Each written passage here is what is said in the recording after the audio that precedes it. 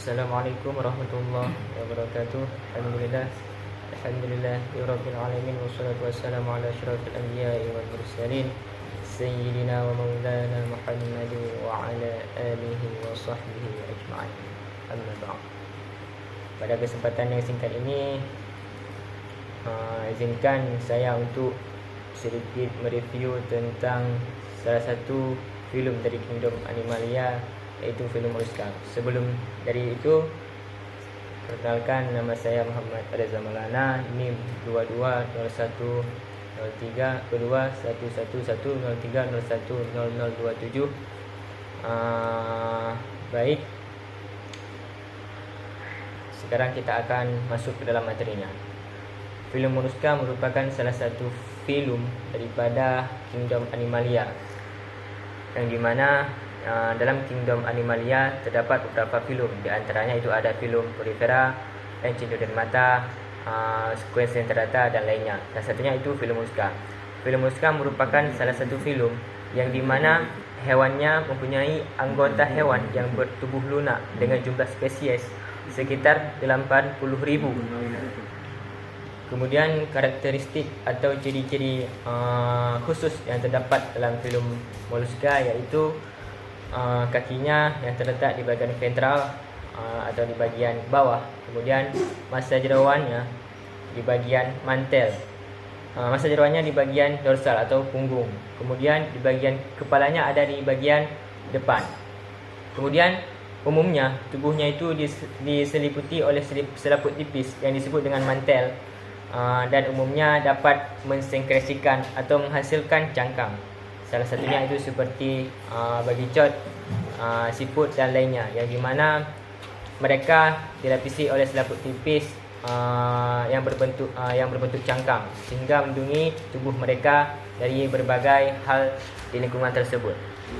Kemudian dari film tersebut dapat diturunkan lagi menjadi beberapa kelas, iaitu ada kelas Monoplasopora, kemudian ada Polyplasopora, ada Gastropoda, Bivalvia dan Cephalopoda. Filem yang kelas yang banyak atau terbesar yang ada dalam filem tersebut iaitu ada di kelas Gastropoda dan Bivalvia. Kelas pertama yang akan kita bahas iaitu ada kelas Polyplasopora.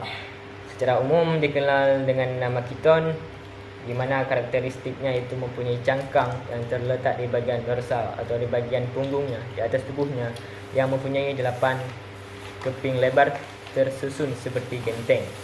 Dikelilingi oleh gelang berotot, kaki besar dan pipih. Kelamin hewan ini terpisah. Habitatnya umumnya berada di perairan dangkal. Kemudian kelas yang kedua itu ada kelas Gastropoda, yang merupakan anggotanya terdiri dari siput, keong, bekicot dan lainnya. Kemudian cangkang pada hewan tersebut umumnya berbentuk spiral. Kepala jelas, mempunyai radula, kaki besar dan pipih yang berguna untuk merayap ataupun berjalan. Selanjutnya ada kelas Bivalvia, yang dimana karakteristik anggota hewannya itu cangkangnya terdiri dari 2 keping yang berbentuk simetris dengan sendi dorsal dan ligamen dorsal. Mempunyai 2 pangsa insang tanpa mulut, rahang dan gigi radula. Kemudian habitatnya biasanya berada di perairan air tawar seperti sungai dan danau.